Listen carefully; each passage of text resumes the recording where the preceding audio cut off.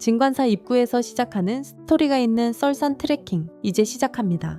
진관사는 1011년 고려 현종 때 창건되었는데 6.25 전쟁으로 대부분 소실되었다가 1963년 복원되었으며 2009년 독립운동가인 백초월 스님께서 숨겨놓은 것으로 보이는 태극기와 독립신문이 발견되기도 하였습니다.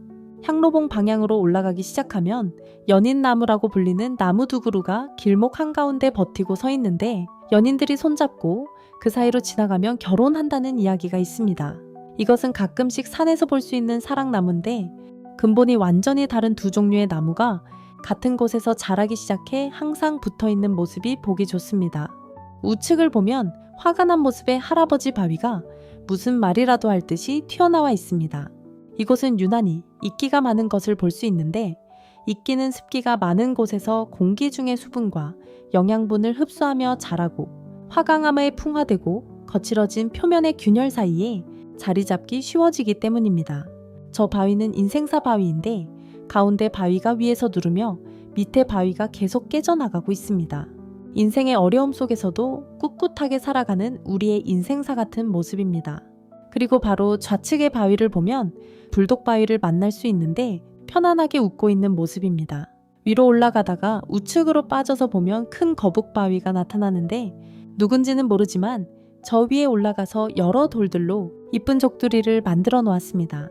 앞에 있는 멋진 뿌리의 작은 소나무에서 우측을 보면 저 멀리 떨어진 정상 동굴 속에서 금방이라도 튀어나올 것 같은 카리스마 넘치는 뱀바위가 보입니다.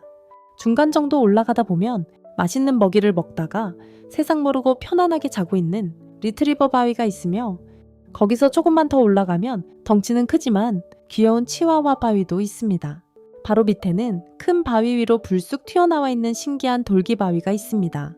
바로 20m 위에는 살이 쪄서 뒷목이 많이 접혀 있는 멜시코기가 편안히 자고 있습니다.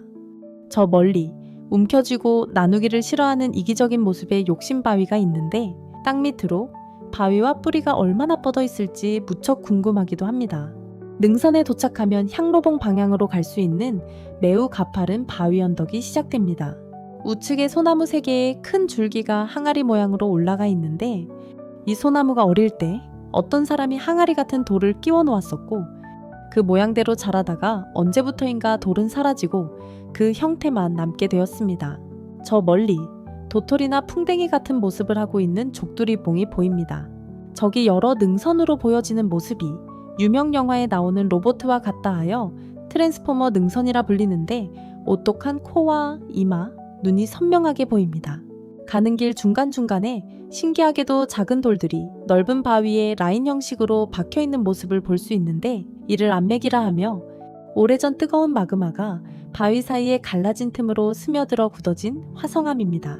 참고로 북한산에는 이런 바위에서 불규칙하고 곱게 자라지 않는 어떻게 보면 멋진 모습을 하고 있는 소나무들이 많이 있는데 그 이유는 척박한 바위 틈 사이에서 영양분 공급이 충분치 않은 환경 때문이라 합니다. 저 아래를 보면 절벽에 돼지코바위가 매달려 있는데 상당히 위험하니 조심해야 합니다. 그리고 저 멀리 한국형 뽀큐바위가 보이는데 20, 30대에서는 생소한 표현으로 7, 80년대 한국 어린이들이 서로를 놀릴 때 했던 손가락 모습입니다. 예전에 터키였던 튀르키예 사람들에게도 매우 익숙한 표현이라 하며 가끔 영화에 사용되기도 하였고 구독, 좋아요, 알람 설정을 꾹 눌렀다 합니다. 향로봉은 마치 향을 피우는 향로처럼 생겼다는 데서 유래된 것 같이 독특한 암봉 형태로 구성되어 있습니다. 조선 최고의 실학자 다산 정약용 선생은 여유당전서에서 산새가 치솟아 하늘과 닿고 골짜기는 바람과 물소리로 가득하다고 표현된 구절이 있는데 비봉 향로봉 라인의 수려한 능선을 암시하는 것으로 보이며 북산 만흥이라는 시문에서 흰 구름 깊은 곳 한 스님의 집 돌길을 따라 솔바람이 차를 감싸네 차를 다 마신 후 세상 이야기를 나누니 고요함 속에서 도의 싹이 트네 라고 나오는데 비봉 인근의 암자 또는 향로봉 인근을 배경으로 하고 있다는 분석이 많습니다. 저 멀리 머리에 듬성듬성 털이 난 새부리 바위가 보이고 그 밑에 큰 바위에 앉아 쉬고 있는 거북 바위가 있습니다. 저 소나무를 보면 밖으로 노출되어 있는 큰 뿌리와 다른 하나는 바위 안쪽으로 파고들어 영양분을 안전하게 전달하며 그 생명을 유지해 나가고 있습니다. 저 멀리 조그만 우주선이 앉아있는 잉어 바위가 보입니다. 잉어 바위처럼 생기지 않았다는 생각이 들지만 반대쪽에서 보면 제대로 보이기는 합니다. 이정표를 따라서 3호 바위 방향으로 가다 해파리 바위를 지나면 바로 비봉 정상으로 올라갈 수 있는 길이 나옵니다. 비석이 세워진 곳이라 하여 비봉이라는 이름이 생겨났고, 올라가는 길은 상급의 난이도이므로 조심해야 하며 중간에 코뿔소 바위도 확인할 수 있습니다. 비석이 세워진 이후 1200년 동안 잊혀오다가 1816년 추사 김정희가 비문에 적힌 내용을 판독하여 지능광 순수비라는 것이 확인되었습니다. 풍화작용으로 훼손이 심하여 1972년 국립중앙박물관으로 옮겨져 보존하고 있으며, 지금의 비문은 2006년 10월 복제품을 만들어 설치해 둔 것입니다. 정상에서 내려와 가다 보면 허벅지가 두꺼운 음경나무, 일명 꽈추나무가 나타나는데 총각나무로 불리우기도 하며 등산객들이 사진을 찍고 가는 포토존이 되었습니다. 저 위에 보이는 것이 3호 바위인데 조선시대 관리들이 관복을 입을 때 쓰던 모자와 같이 생겨 이러한 이름이 붙여졌다 합니다. 코너에 보면 신기하게도 사람 얼굴이 보이기도 하는데 바로 밑에 가면 더욱 뚜렷이 보입니다. 사이즈와 무게도 궁금해서 측정해 봤는데 약 470톤 정도 됩니다. 또한 그 밑에는 1968년 청와대를 습격하기 위한 북한 김신조 일행 31명이 몸을 숨겼던 곳이기도 하여 그때 상황을 알 수 있는 자료들도 있습니다.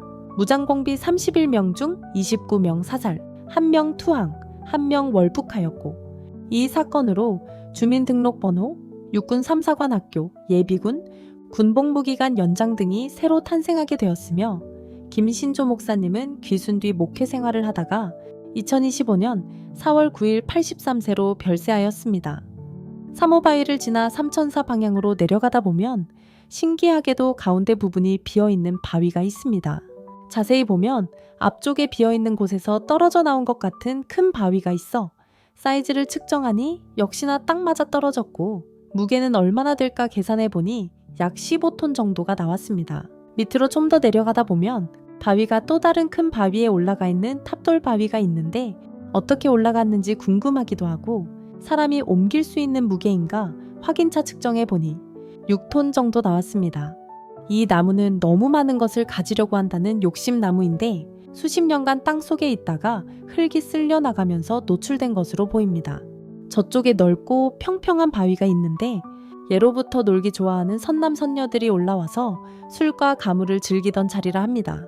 앞에 있는 큰 바위를 보면 신기하게 아래는 비었고 앞으로 많이 돌출되어 무너지면 골로 갈 수 있다는 뜻의 까딱바위입니다. 그 밑에는 등산객들이 나뭇가지나 돌들로 재미있게 받쳐 놓았고, 위쪽에는 탑 형태로 차곡차곡 쌓여있는 모습도 볼 수 있습니다. 뒤쪽으로 연결된 큰 바위가 있는지 확인해 봤더니 없었고, 사이즈를 측정해서 무게를 계산해 봤더니 110톤 정도 나왔습니다.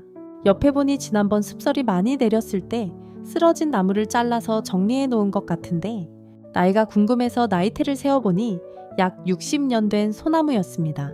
자연재해로 인한 상황이라 이해하지만 그래도 많이 속상하긴 합니다. 드디어 저 멀리 큰 코바위가 보이는데 눈도 있고 입술도 있으며 내려와서 보면 콧구멍도 보입니다.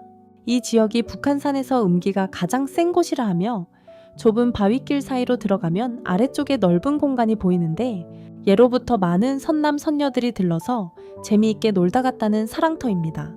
바로 밑에는 또 다른 사랑터가 있는데 이곳도 상당히 넓은 공간이고, 또 하나는 옆으로 연결된 작은 구멍이 있어 들어가는 것이 어려워 보이는 공간이 더 있습니다.